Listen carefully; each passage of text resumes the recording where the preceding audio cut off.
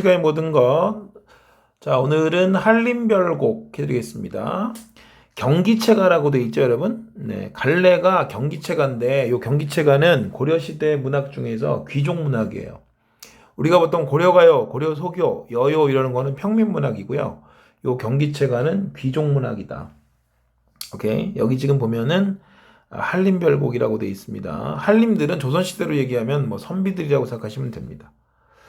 이건 여러분 고려 후기 작품인데 고려 후기 때 보면은 이제 여러분 어떤 게 있어요? 1170년에 무신의 난이 일어납니다. 그러면서 무신들이 득세를 하고 그다음에 뭐 그 이후의 역사를 보게 되면 최신 무신 정권 이렇게 해서 쭉 이어지잖아요. 네, 그래서 문신들이 굉장히 절망적인 상황이 됩니다. 무신들의 세상이 되고 문신들은 이제 좀 무시당하는 그런 시대를 살다 보니까 두 가지 형태로 이제 그 어떤 문신들의 행보가 결정이 되는데 하나는 어떤 경향이 있냐면은 자기들의 어떤 그 자존심이 있잖아요. 학문적인 자부심. 그래서 야, 군인들은 좀 무식한 애들이고 우리는 이렇게 공부를 많이 한 애들이야. 이제 이런 경향으로 자부심을 뿜뿜하는 그런 경향으로 가는 한 경향이 있고 또 하나는 뭐냐면은 아무래도 뭐 출세길도 막히고 그러면 어떻게 돼 사람이 아무래도 방탕하게 살게 되잖아요. 그죠? 그래서 그렇게 뭔가 그냥, 노는 쪽으로, 그죠? 네. 노는 쪽으로 가는 그런 경향이 있어요. 하나는 학문적인 자부심, 뭐 이런 거. 또 하나는 뭐냐면은 좀 이렇게 방탕하게 노는 쪽으로, 네. 쾌락을 즐기는 쪽으로 가는 그런 경향이 있는데, 요 경기체가가 그 두 가지를 다 가지고 있습니다. 그래서 이 작품은 여러분 내신에 많이 나와요. 내신에 많이 나오는데, 오히려 여러분들이 이거 이해하기가 좀 어려울 수도 있어요. 다른 작품에 비해서 오히려 이해하기 어려울 측면이 있기 때문에 그래서 선생님이 하는 겁니다. 수능에 나올 가능성은 선생님이 판단할 때는 낮다고 봅니다. 왜냐하면 너무 뭐 낼 작품들이 많기 때문에. 그런데 어쨌든 그리고 여러분 수능에서는 해석의 여지가 굉장히 많은 것들은요 가급적이면 안 내려고 그래요. 그래서 내신하고 수능하고는 경향이 좀 다른 겁니다. 그래서 고려가요나 이런 것들이 잘 안 나오죠 사실은. 고려가요나 이런 것들이 해석의 여지가 있는 것들, 분분한 것들은 오히려 수능에서는 잘 안 냅니다. 수능에 갖고 있는 객관식 문제라는 특징 때문에 그렇습니다. 자, 여기 보면은 여러분, 이게 그러면 이제 왜 경기체가냐부터 설명을 해야 되는데, 여기 보면은, 여기 경기 어떠하니 있고라는 것이 후렴구처럼 들어가 있습니다. 그래서 이게 그 광경이 어떻습니까? 이런 뜻입니다. 경기도하고 아무 관계 없는 거예요, 여러분. 경기체가는 무슨 경기도에서 나왔기 때문에 경기체가가 아니라 그 풍경, 그 광경이 어떻습니까? 라는 것이 작품에 나오기 때문에 그래서 경기체가라고 하고 이거를 다른 말로 경기하여가라고도 합니다. 경기, 그 광경이 하여가라는 게 뭐예요? 하여가 어떻습니까? 이렇게 물어보는 거기 때문에 이 경기체가는 경기하여가라고도 한다. 알겠습니까? 자, 그러면 해보죠.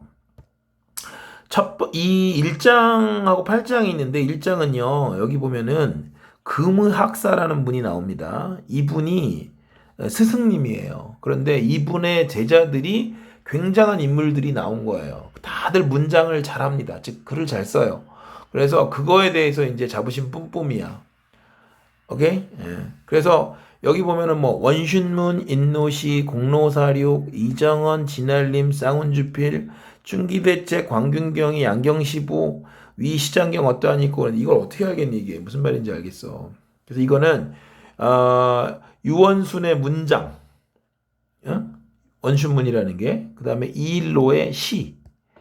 그러니까 당대 이제 이 분야에서 최고인 사람들을 일컫는 거죠, 그죠? 박태환의 수영, 김연아의 피겨스케이팅 뭐 이러는 것처럼 최고들을 갖다가 지금 얘기하는 겁니다. 유원순의 문장, 이일로의 시, 이공로의 사륙별념은 이규보 진화의 쌍운을 그저 내어 빨리 짓는 시, 유춘기의 대책문, 민광균의 경서풀이, 김양경의 시와 부. 시험장의 광경 그것이 어떠합니까? 그래서 금의의 제자들이 굉장히 많다는 거예요. 여기 보면 금학사의 옥신문생, 금학사의 옥신문생, 위 날조차 나까지 몇 분이냐. 수없이 많은 이런 뛰어난 인물들이 금의라는 사람의 밑에서 나왔다. 그래서 이 문장들을 왜 얘기하냐면 이것을 고려시대 때 과거 시험장에서 봤기 때문에 그 내용을 가지고 그 텍스트를 가지고 시험을 봤기 때문에 이제 그런 이런 문장들을 텍스트로 해서 나오는 과거 시험장의 풍경이 어떻습니까? 그리고 금이의 제자들이 이런 과거 시험장을 통해서 많이 배출됐다. 이런 거를 이제 자랑하고 싶은 거죠. 알겠죠? 그러니까 내용적으로는 여러분 별거 아닌데 이게 처음 보면 이게 도대체 무슨 말인지를 이해를 못 하겠죠. 그런 내용이라고 보시면 됩니다.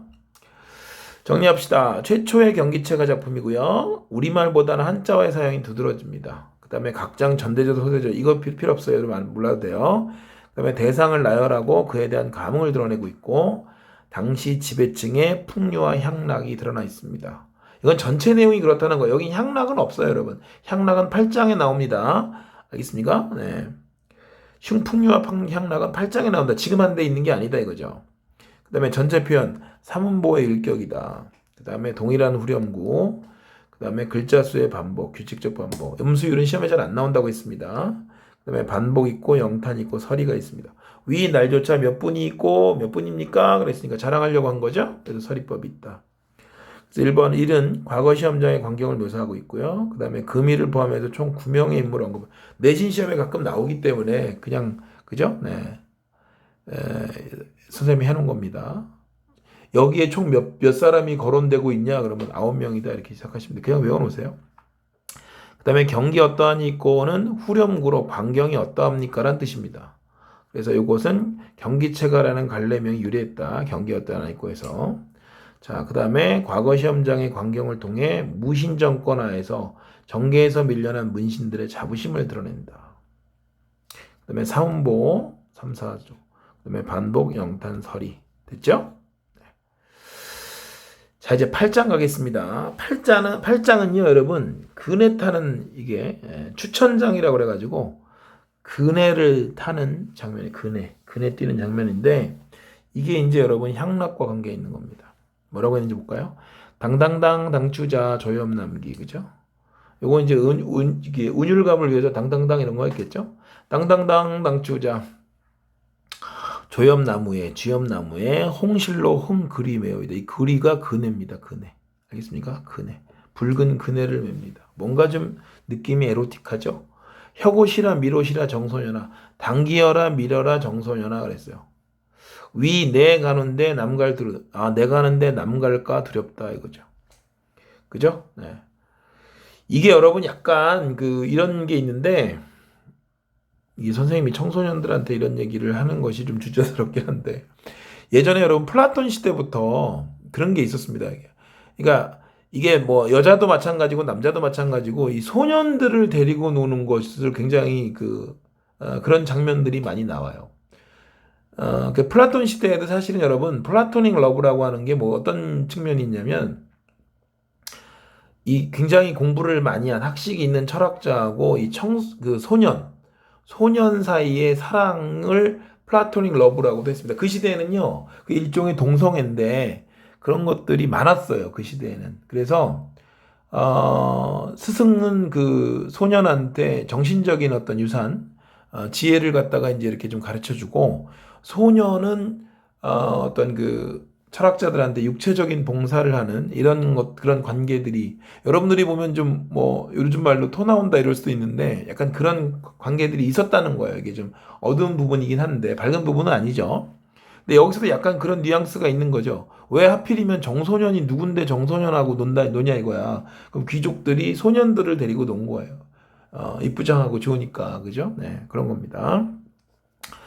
그래서 여기 위 내가 논데 남갈세라는 무슨 얘기냐면 그 놀이가 너무 재밌으니까 남하고 이제 경쟁심이 있는 거지. 그래서 내가 하는데 남 가는 게 싫다는 거죠. 내가 예를 들어서 정소년이라는 애가 굉장히 이쁜 애가 있는데 내랑 걔가 놀고 싶은데 다른 애가 가서 놀까봐 그 이제 질투도 나고 싫으니까 그런 얘기입니다. 굉장히 여러분 고려시대라고 하는 시대가 약간 어떤 향락적이고 약간 퇴폐적인 느낌 그런 것들이 있었다는 겁니다. 그래서 이게 여러분 수능에 내기에는 약간 낯뜨거운 부분도 있는 거죠. 사실 그런 면에서는. 내신에 주로 나오지 저건 잘 안 나옵니다. 네, 수능에 잘 안 나와요. 샤곡섬섬 쌍수길에 샤곡섬섬 쌍수길에 그랬어요. 그죠? 네. 자, 아주 옥을 깎은 듯이 고운 두 손길에 위 후슈동유 경기 어떠하니 그래서 손을 잡고 함께 노는 모습이 어떻습니까? 그죠? 소년하고 노는 거예요. 휴슈동유가 손을 잡고 논다 이런 얘기죠. 그래서 그네 띠는 흥겨운 정경과 풍류라고 그랬는데 말이 좋아서 풍류지 사실은 이게 약간 어떤 향락적이고 퇴폐적인 그런 느낌이 있다. 그죠? 근데 그건 왜 그렇다? 시대적인 한계가 있기 때문이다. 아까도 말씀드렸지만 그래서 무신들한테 핍박을 받기 때문에 문신들이 그래서 두 종류로 하나는 학문 열심히 하고 뭐 자부심 이런 쪽으로 갔겠지만 벼슬 포기하고 또 한쪽은 굉장히 그냥 될 대로 되라. 그래서 그 향락에 몰두하는 그런 모습도 있었다는 겁니다. 자, 여기 볼까요? 17번. 이는 다른 장과 달리 우리말 위주의 생동감 있는 표현. 사실 문학적으로는 그래서 이 팔장 같은 것이 되게 뛰어난 겁니다, 여러분. 그다음에 그네를 띠는 흥겨운 정경과 풍류를 묘사했다 그러고 향락과 풍류를 노래하고 있기 때문에 비판받을 수가 있다. 이렇게 볼 수 있는 거죠.